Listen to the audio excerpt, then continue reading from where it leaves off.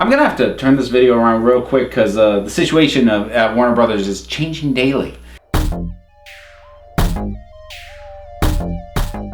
Welcome to Council of Geeks. My name is Nathaniel Wayne and I'm joined tonight by Ryan Daly. And we're going to, I guess, ramble about what's going on at Warner Brothers in regards to DC movies. I don't know what else there is to say because, like, literally every day it seems like something else comes out about what is or isn't going on. If you want to just sort of leave with your general feeling, because I did a very ranty video already. Sort of badge of honor. First video I've ever had where someone told me to kill myself.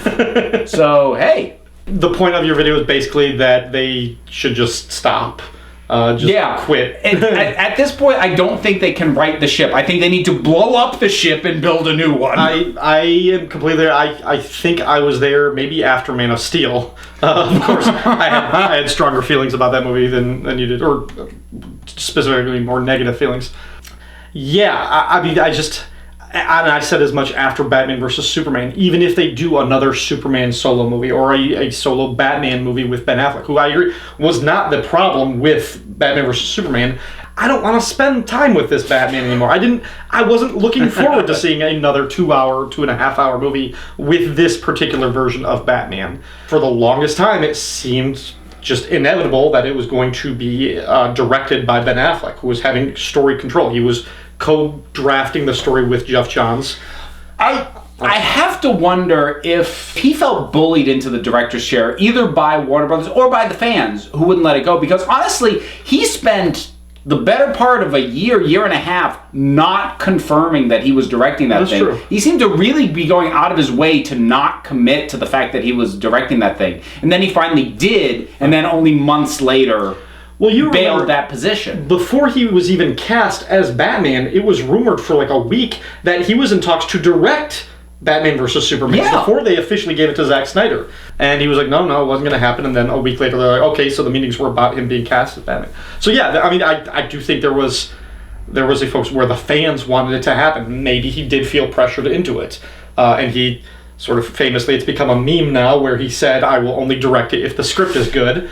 And now he's not directing. And now a few weeks ago, he said, I'm not going to direct it. So they're like, well yeah. So if A plus B equals, we now know for certain he's not directing it. Yeah. What is up for debate, because there keep being people like, well, I have a source that says, and then official people are like, no, that's not the case. So what is up for debate is whether or not they are keeping his script, because there are some sources that are saying there's a page one rewrite that works. There are others that say, no, we're keeping the script that he and Geoff Johns worked on. And I have heard, like, from some sources, and again, who knows if any of this is true, but one source says the original script was very much sort of took a lot of cues from the Hush storyline by Jeff Loeb and Jim Lee. It's a legacy story. It's a story that requires a lot of information built up, which Warner Brothers seems to have not understood, because so was The Dark Knight Returns, which was their whole inspiration for Batman vs. Superman. But so they might be rewriting the script from page one. After Affleck walked, they came out really quickly and said, okay, the next director in line is Matt Reeves, who is working on the next Planet of the Apes movie. And people are like, okay, I felt so bad. I was listening to a podcast today, and I'm a little bit behind on my podcast, but it was only like a week. It's not even a week old. Yeah. But they were like, so it's probably going to be Matt Reeves directing the Batman. That's a good get. And I'm listening to that going, he's already bailed on talks. Right, and the way, like, the Hollywood Reporter broke the story and their phrasing of it, just like in the words, and maybe this is just the language that they used, but they said they might come back together and they might renegotiate when their heads, with cooler heads. So it was like, that suggests there was some sort of contention or anger, or like that they got really heated in their negotiations. I was like, did he walk away because they were pissed at each other? It's like, what the heck is going on in this discussion? If I were to make a guess, and this is complete guesswork and supposition, I have no sources of anything, right, but I would say if things got heated over anything, it would be to what degree he would have control over the final cut of the movie, because I have a pretty strong feeling that at this point, Warner, because if you look at because they have signed someone to direct Shazam, and I forget the guy's name, unfortunately. Sandberg. Sorry. I haven't seen any of his work, so I can't say whether he's any good or not, but he's directed stuff like Lights Out and Annabelle 2. I mean, he's not even someone who you could pin as an up and comer the way that the director of Doctor Strange was, because he had Insidious, which was a really big deal. But so it feels like they're jettisoning their old approach of let's get auteur directors and let them do their own thing, which is what they did. It worked for them when they got Christopher Nolan. Yep. It worked for them when they had Tim Burton. Yep. It didn't work when it was Joel Schumacher. Mm-hmm. It didn't work with Zack Snyder. But it seems like they are backing away from this, let's get really visionary directors and just let them do their thing. And Matt Reeves, visionary might be a strong term, but he's a guy with a very bold approach. Right. And I don't know for certain if he had Final Cut, but he did not deal with a lot of interference with his work on the 2 Apes movies he's done. Right. Dawn of Planet of the Apes or the upcoming War of Planet of the Apes. So if he went in thinking or expecting that he was going to get the same degree of leeway that, say, Snyder did when he did BVS, and they're like, no, absolutely not, I could see tempers getting heated over that. Him saying, I don't need this gig. Yeah, and he doesn't. Right. So couple that with they're like, okay, well, if he's not going to do it, who is? I heard them say 2 names. One I didn't recognize. It was another guy who's got a few minor credits to his name, and the other, Ridley Scott. It's like, well, I guess congratulations to the guy I've never heard of, because it's not going to be Ridley Scott. No, it's not going to be Ridley Scott. Why on earth would he come to Warner Bros. To direct a Batman movie and deal with all of that? He's also trash-talked the superhero movie genre. Well, so has Mel Gibson, who is apparently in talks to direct Suicide Squad 2, which makes no... Has Mel Gibson ever done a work-for-hire directing gig? I don't think he ever has. If he was in a position of desperation, like where he needed a comeback or something. Well, he does. Hacksaw Ridge did decently at the box office. It got good notices. That's why I feel like he doesn't need this. No. So I'm not sure who does. Well, although I have to say, that was also the first time I'd ever heard any word about a sequel to Suicide. Well, that's what I was going to say. I was surprised to hear that a Suicide Squad sequel is even in the works, because my thought was that the Gotham City Sirens movie that they were doing was going to basically sub in instead of a Suicide Squad sequel, where they basically go, look, let's take the one element that pretty much most people said was decent or could have worked, give that its own thing, rather than try and sequelize this. Right. That had been my assumption, but... Warner Bros., with their film slate of these DC properties, they would have 3 movies that are centered around the villains, or the sort of evil characters, either completed or in production. Yep. Because they recently said something that makes a lot of commercial sense, but it makes no creative sense. You're talking about the Black Adam. The Black Adam thing. They had cast for years Dwayne "The Rock" Johnson as the character of Black Adam, who is the villain of Shazam. They don't have a script. Well, I do think they have had a script for Shazam for a while now, but they hadn't had a director for years. They've now gotten one a week ago. Yeah, they haven't cast anybody, and they've got their villain, who is, I'm sure Dwayne is getting older and getting less and less patient. He doesn't need this either, which is why I was like, if this doesn't happen, I don't think it's going to come as a very big surprise. Yeah. But they basically said, why are we taking an actor of his caliber and his bankability and making him the secondary focus, like the villain of this movie? Let's give him his own movie as the character, as a prequel to the Heroes movie, because it's all about his fall from grace. And then Shazam is sort of the redemption story. From studio executive logic, that makes sense. From any narrative perspective, that makes no sense.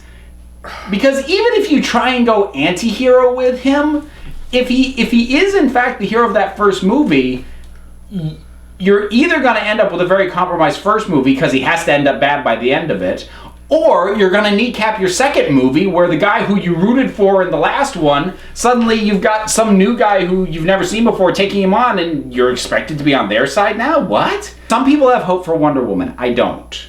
I don't know where you are on that. I haven't seen or heard anything specifically or overtly that leads me to think they're going to get it wrong. I just have zero confidence in their ability to get it right based on the track record so far.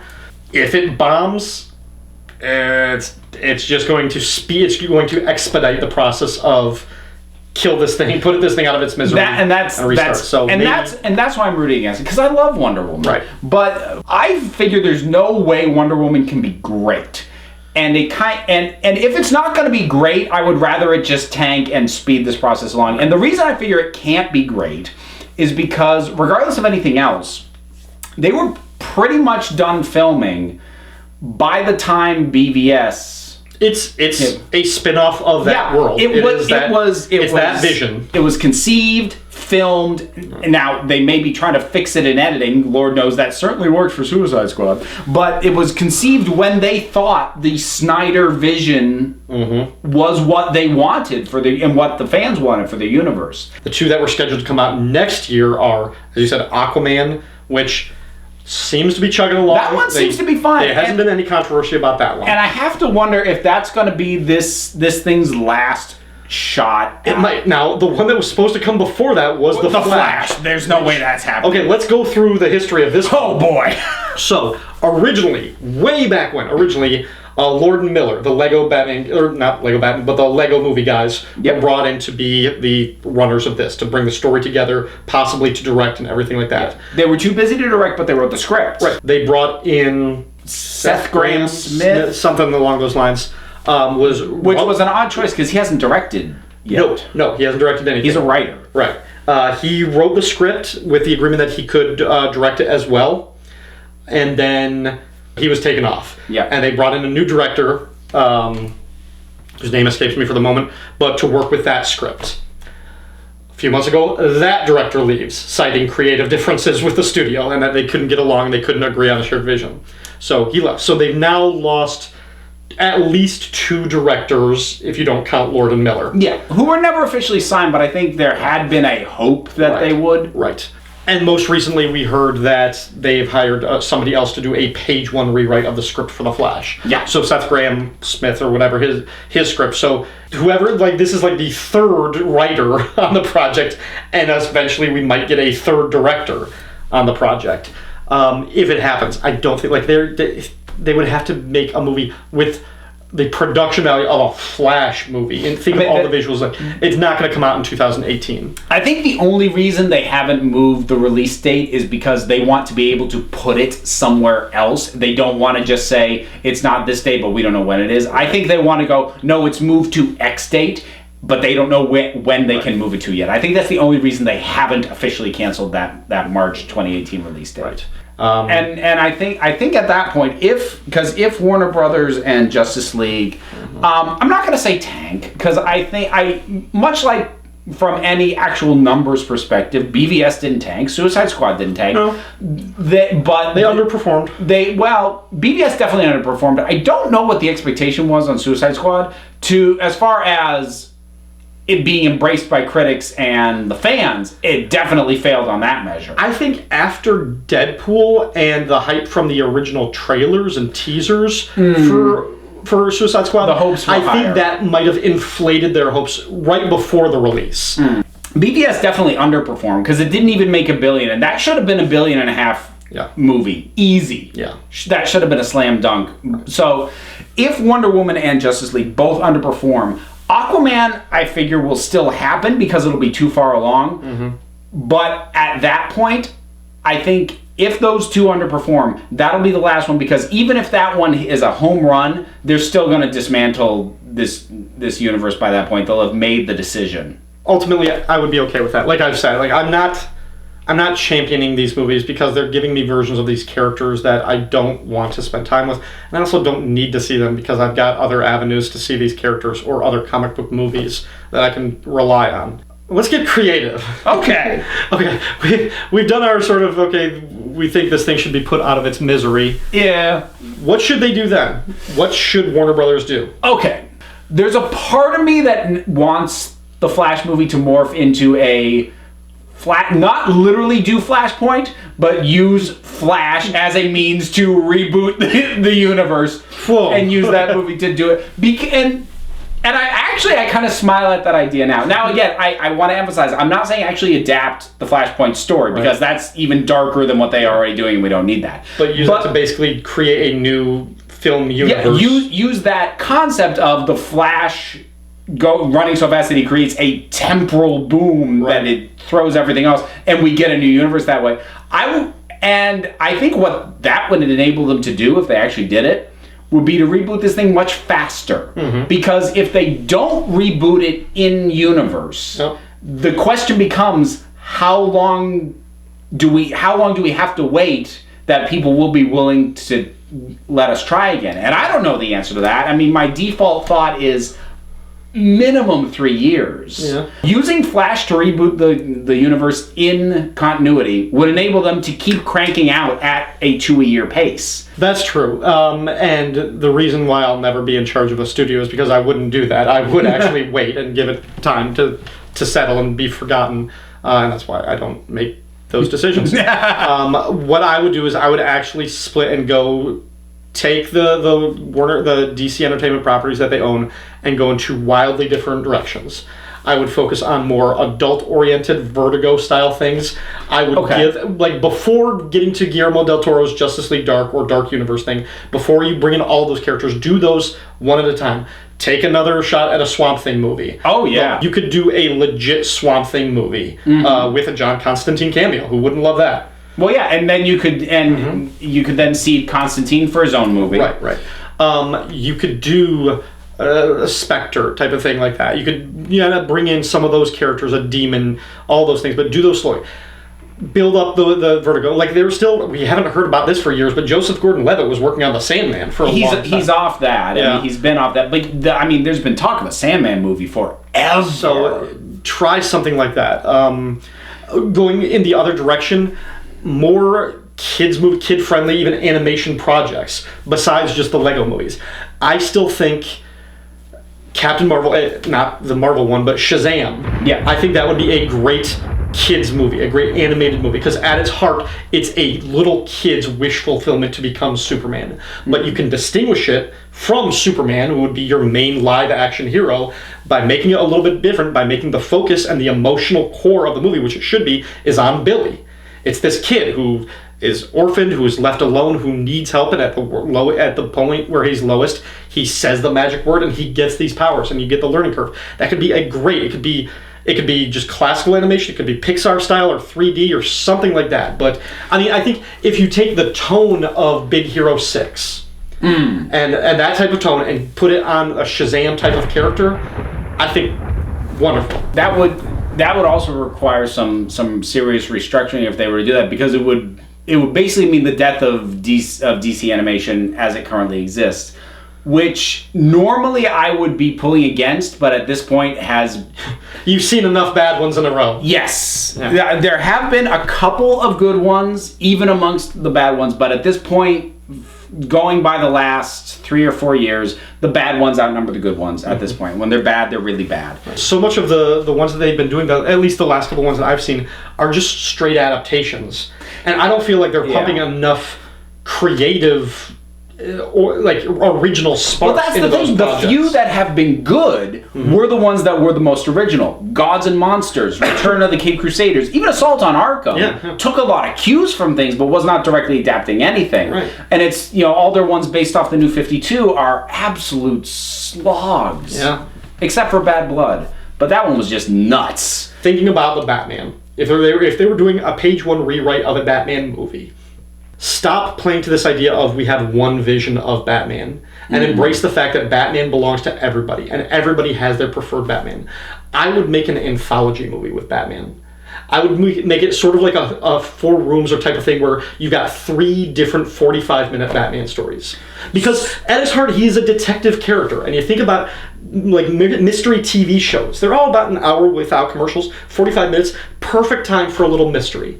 And you could have one be a little bit silly, a little bit more in the campy vein where he's going up against the Mad Hatter for some reason. The Mad Hatter, the Riddler actually works for camp. Exactly, something like that. You could have one that is much more dark, much more like urban, even a little bit scary, something like that. You could have one that is more traditional superhero. You could have one that feels a little bit grittier. I mean, you don't want them to be so drastically different from each other that it's jarring for the audience, because you want to have some tether or something, but just something like that. Like, the way Sin City was when it adapted 3 different stories or whatever, put them in this movie, or something like that, where you got the one tether is you got Batman and Alfred, same actors in all of them, but maybe 3 different directors, 3 different scripts, basically doing mini movies, but you cut them all together and you arrange them in a way that you've got a 2-hour, 20-minute, whatever production. They have such a stable, but they can't look past the members of the Justice League, basically. And I almost wonder if part of that isn't the fact that people have been shouting for so long, why aren't you making a Justice League movie? Why aren't you looking at all these other characters? You know, we have to be fair. There's a certain amount of culpability on the fans for this because they're failing at it, but they are in a certain way trying to give the movies that we said we wanted. Fans for a long time said they wanted something inspired by The Dark Knight Returns. Fans for a long time said they wanted to see what happens when Batman and Superman fight. I mean, let's be fair. They didn't. Certainly in terms of BVS, Warner Brothers did not force this material down our throats. A very high percentage of the fan base has been asking for this. That's true. Honestly, if they just made a Batman movie after Warner Brothers, I still might not have loved it, but the mentality that Zack Snyder brought would have worked much better in a movie that only had Batman in it. Sure, it was clear that that was the character that he liked, and the character felt like would he have done better if he just approached a solo Batman movie? Yes, probably. Go home, Warner Brothers. You're drunk. Yes. I would like them to restart it because I like the characters, but it would. Well, here's the thing. I would be very skeptical about it being restarted until some people at Warner Brothers top brass get fired. I've always heard that's a thing about Warner Brothers as a company, as a corporate entity, that they micromanage all of their little things. Like they've got their fingers in lots of different pies, and those fingers keep messing with the pies. Yeah, like they don't, and I mean to compare it to say Disney, they have someone who heads Pixar, and they let that person head Pixar. They have John Lasseter heading Disney Animation. They let him do that. They have Kevin Feige heading Marvel movies. They let him do that. They have Kathleen Kennedy running Lucasfilm. Yeah, and they let the people that they've given that job to actually do that job. And only when things go south will those people be removed from that job. They're not being overridden by somebody above them. Right. Until there's a management shakeup at Warner Brothers, even a reboot, I'll be skeptical. Here's the thing that I will say. What Marvel does and the amount of control that they have over things, comparing the two, Marvel could never make a movie as good as The Dark Knight. I don't think they would ever allow someone with that degree of vision to have the degree of control that they would need to make a movie that good. But I also don't believe that Marvel could make a movie as bad as Suicide Squad or Batman v Superman. It is the chain restaurant and I mean higher end. I mean like Olive Garden. And so it's not McDonald's, but it's like Olive Garden. You have a certain base level.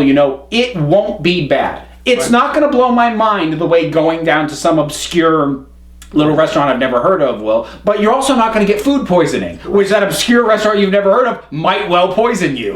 That's completely fair, and I've said as much. Like there does seem to be more of a house style, a familiarity, a comfort zone in the Marvel movies. They might say they're taking risks by doing something new, but they're not really taking that much risk. No, Doctor Strange wasn't that different. No, it wasn't. And I remember Guardians of the Galaxy being called the riskiest sure thing, and it's like that kind of sums it up. Like it's a risk within acceptable parameters. But at this point, I will take reliably entertaining movies over having my brain kicked in with a boot with dog crap on it. What film can that not be said about? Well, thanks so much for stopping in, Ryan. You do too much. What do you feel like plugging? I'll make this short and sweet. I've got a number of podcasts on the Fire and Water Podcast Network. Go to fireandwaterpodcast.com and you can check out some of my shows there. All right. That works. So thanks very much for joining us. Thank you for watching. If you are watching this on YouTube, you can check out a more or less unedited, longer version of this conversation on the podcast, the Council of Geeks podcast, available on iTunes and Stitcher. Thank you for watching and or listening. And until next time, this council is adjourned.